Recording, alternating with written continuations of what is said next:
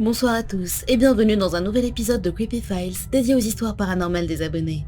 Comme dans les précédentes vidéos de cette série, je vous ai sélectionné les témoignages les plus marquants parmi ceux que j'ai reçus par mail, et je compte sur vous pour donner votre avis, hypothèses et conseils aux abonnés qui ont partagé ces histoires avec nous, pour qu'ils puissent les lire et se sentir écoutés.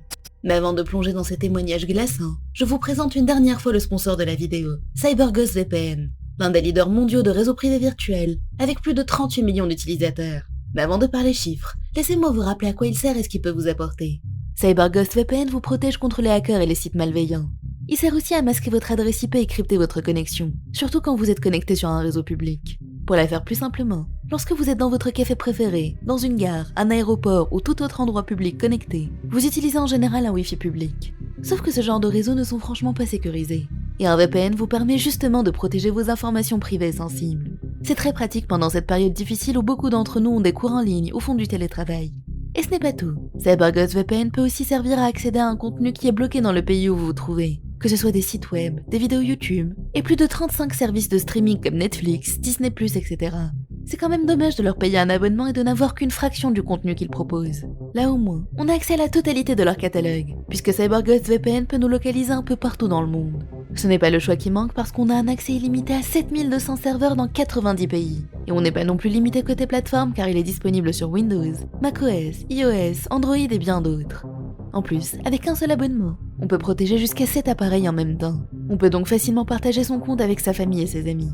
Gage de sa qualité, CyberGhost VPN a des notes excellentes sur tous les sites spécialisés. Il est utilisé par plus de 38 millions de personnes et les retours sont très positifs. Rien que sur le site Trustpilot, il a 5 étoiles sur 5 par plus de 13 000 utilisateurs. Ça met directement en confiance. En plus, ils ont une politique très stricte. Ils ne collectent pas nos données et ne les partagent pas non plus. Ils ne savent donc pas eux-mêmes ce qu'on fait en ligne. Si vous êtes intéressé, n'hésitez donc pas. En utilisant le lien dispo juste en dessous dans la description, vous aurez moins 84% sur CyberGhost VPN, soit seulement 1,84€ par mois et 4 mois gratuits. Et le gros plus, c'est qu'ils ont une garantie 45 jours satisfaits ou remboursés, et un support client accessible 24 heures sur 24 et 7 jours sur 7. Alors il n'y a pas de risque à l'essayer, car au pire vous êtes remboursé. Donc foncez cliquer sur le lien en barre d'infos pour le découvrir et sécuriser votre navigation. Retournons à notre vidéo. Prêt à découvrir ces témoignages terrifiants? C'est parti!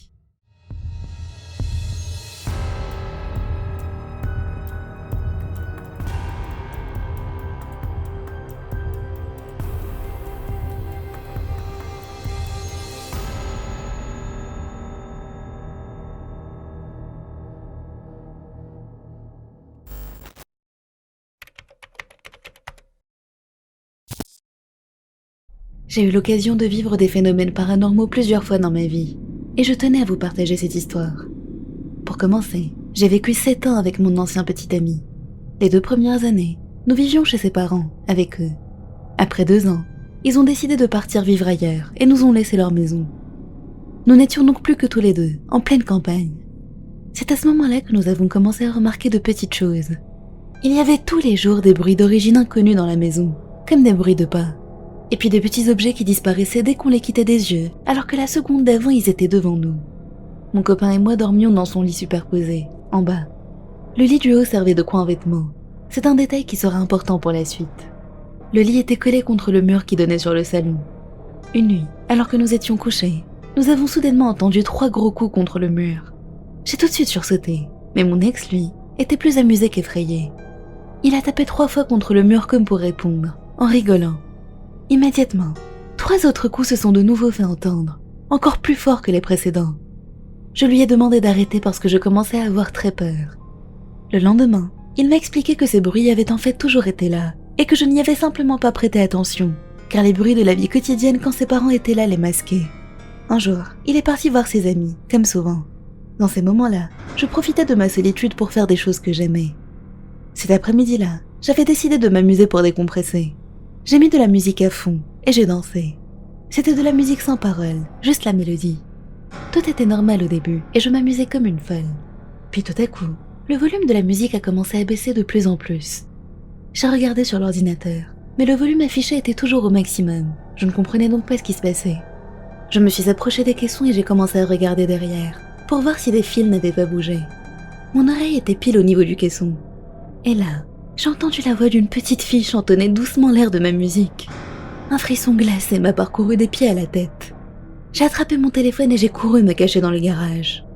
J'y suis restée enfermée jusqu'à ce que mon copain revienne. Quand je lui ai raconté ce qui s'était passé, il ne m'a pas vraiment cru et a pensé que je délirais, que c'était dans ma tête. Mais je savais que non, car plus le temps passait, plus les phénomènes s'amplifiaient. Il y avait de plus en plus de bruit, de plus en plus de choses qui disparaissaient.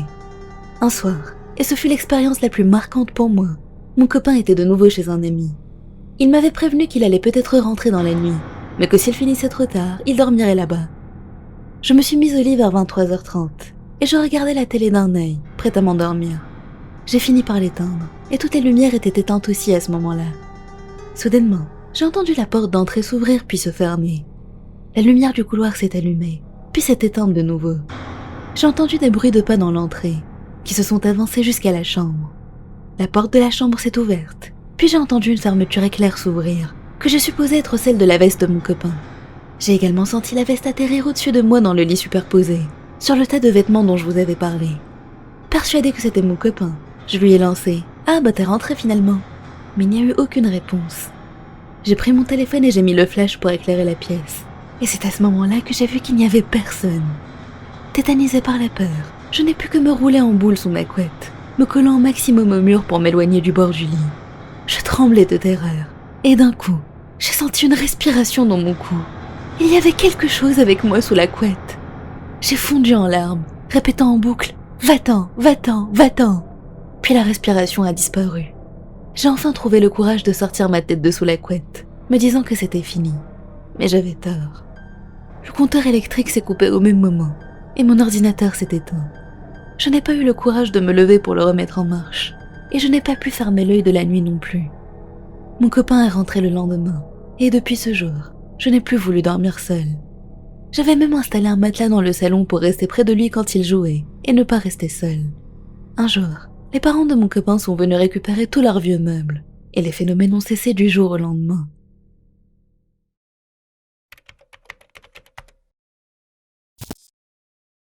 Cette histoire m'est arrivée quand j'avais 15 ans. L'année précédente, je venais de perdre mon père, et j'avais eu extrêmement de mal à m'en remettre.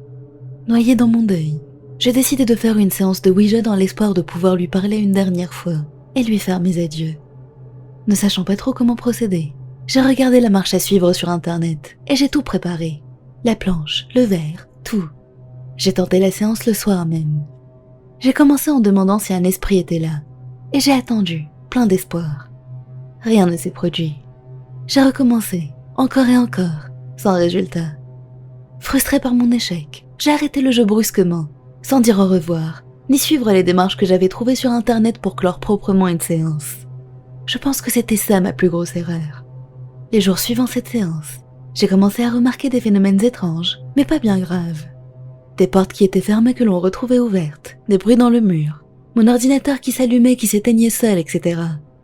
Je n'ai pas tout de suite pensé à des phénomènes paranormaux, parce que ce n'était que de petits incidents. Jusqu'à un soir en particulier où j'ai enfin compris que je n'étais plus seule. C'était la nuit, à environ 2h du matin. J'étais en train de jouer sur mon PC, lorsque la porte de ma chambre s'est brusquement ouverte. Avant même que j'aie eu le temps de penser quoi que ce soit, les ampoules de ma chambre ont explosé. Au même moment, j'ai ressenti le frisson le plus intense de toute ma vie. C'était comme une caresse lente et glaciale le long de mon dos. J'ai crié de terreur et je me suis réfugiée dans mon lit, me demandant ce qui venait de se passer, ne sachant pas comment réagir. Des bruits dans le mur se sont fait entendre, de plus en plus forts. J'étais sous ma couette, incapable de bouger ou de regarder. Ça a duré quelques secondes, les secondes les plus longues de ma vie. Puis ça s'est arrêté aussi brusquement que ça avait commencé. Je suis restée figée pendant encore un long moment, jusqu'à sombrer dans le sommeil d'épuisement et d'émotion, sans même m'en rendre compte. Le lendemain, j'ai raconté à ma mère ce qui s'était passé. Elle m'a dit que ce n'était probablement que des coïncidences, et qu'il ne fallait plus que je fasse ce genre de jeu d'esprit. Ma sœur est descendue à ce moment-là, et elle nous a dit quelque chose qui nous a à la fois terrifiés et profondément attristés. Elle a dit « J'ai rêvé de papa cette nuit. Il m'a dit qu'il nous avait protégés, mais je n'ai pas compris de quoi. » Ma sœur n'était au courant de rien à ce moment-là. Je me suis mise à pleurer en entendant cela, et pour la préserver, on ne lui a jamais dit ce qui s'était réellement passé ce soir-là. On n'en a plus jamais reparlé non plus depuis.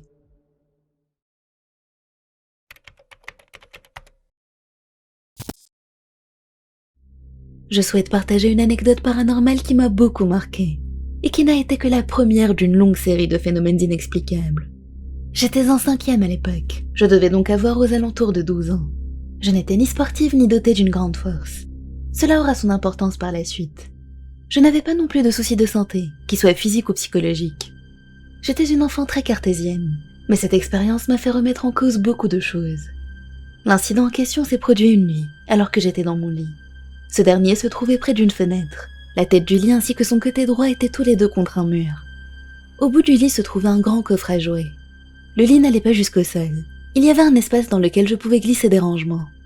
À l'époque, j'aimais me border et me blottir sous un drap, une couverture et une couette que je serrais très fort autour de moi. Cette nuit-là donc, j'ai éteint les lumières et je suis allée me coucher dans la même position que d'habitude. Alors que je glissais doucement vers le sommeil, il m'est arrivé quelque chose que l'on croirait tout droit sorti d'un cauchemar. J'ai senti une main m'agripper la cheville et me tirer sous le lit.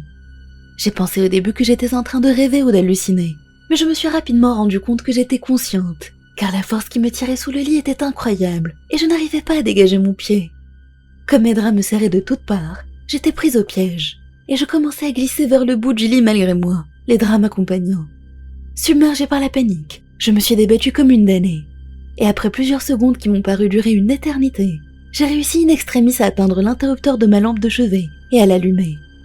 Dès que la lumière a inondé la pièce, tout a soudainement cessé.